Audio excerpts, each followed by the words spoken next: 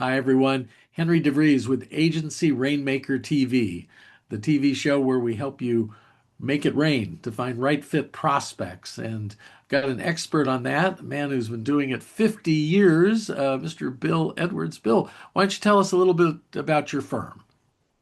Well, thank you, Henry. It's an honor to be here. My company is called Edwards Global Services. It's known in the industry as EGS, which is much simpler. And basically, we help primarily American companies expand into new countries. We are really good at picking the right countries for a particular brand to sell their product and service to maximize their ROI on going into new countries. We help them find their partners.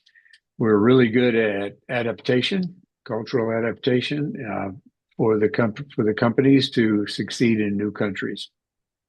I started life as an oil exploration engineer Ah, and was able to live in several countries doing that. And then in 1990, I went out on my own and decided to go back to some of the countries where we'd lived and take American businesses in there and get them started up and run them. I ran a business service franchise in China, Turkey, and three countries in Eastern Europe. And then 2001, I founded my current company. And subsequently, we have taken 44 brands, primarily franchises, into over 30 countries across 12 business sectors. So we're expanders. We take businesses into new countries and grow their business by expanding into new countries. Bill, I'd call you something else. I had a mentor who once asked me, he said, Henry, how would you get across a minefield if that's what you had to do is get across a minefield?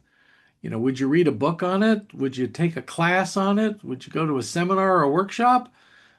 I go, no. He said, yeah, you'd find somebody who knows how to go through the minefield, who would take you by the hand and lead you through it. So I think international business can be a minefield, and thank you for your good work, your noble work, and helping grow American businesses doing that. Now, there's an event coming up we're both going to be at on February 12th at UC Irvine. Um, why don't you tell us a little bit about that event? That's the Executive Next Practices reInvent program that occurs every February. It's really a unique opportunity to spend an afternoon with about 20 speakers that cover every possible sector of business, US, global, technology, human resources, and they tell us what's going on in their sector. There is no other group or place that you can go spend time and learn so much in such a short period of time about what's going on in every aspect of business. I'm honored to do the global business update every year, but I just sit and listen to AI, HR, all sorts of technology, and business services, everything you can possibly think of, finance. Scott Hamilton, who runs Executive Next Practices, brings all these speakers from all over the world together in this one location, a great location. And it's one of those learning by a hose type of situations, but you get to meet an amazing variety of people and make great networking contacts. But it's really a unique opportunity, and it's just a lot of fun. I know you're going to interview certainly a leader in our area. Tell us who you're going to interview at the Well, Growth I'm Summit. going to interview Dr. Noel Hasagaba. Noel is the newly named CEO of the Port of Long Beach. He was the chief operating officer for the port for many years. He's a globally renowned speaker, and he's a futurist. He thinks about what's going to happen 10, 20 years from now, and then figures out how to get the port to be ready for that. By the way, the Port of Long Beach is the only green port in the world. It is a green port. Ah, If you take the boat tour, you'll see all sorts of sea life below you because the water is clear.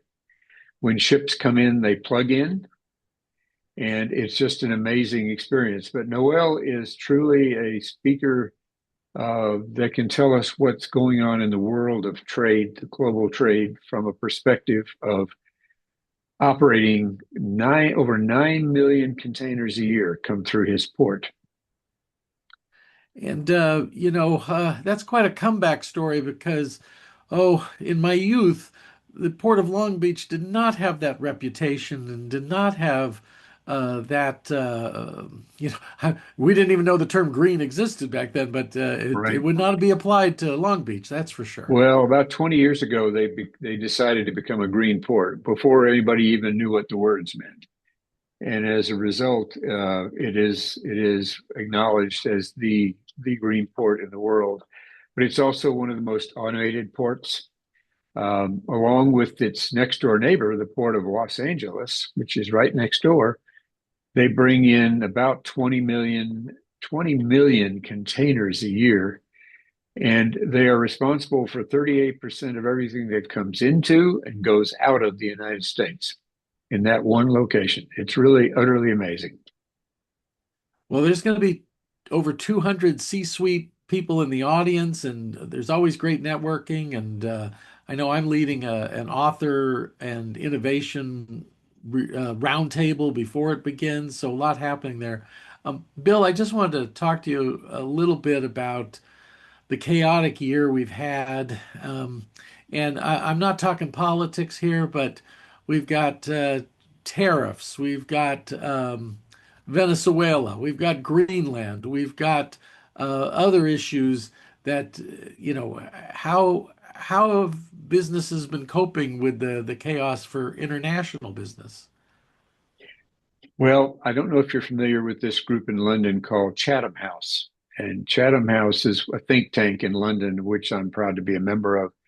But Mm. their executive director, Bronwyn, the other day at their annual conference said that we don't live in just interesting times, we live in excessively interesting times.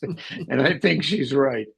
And there's what we call the Oval Office factor in global business because we never really know exactly what the terms and conditions are. But the key is to try to figure out the best way to work with what the terms and conditions are around the world.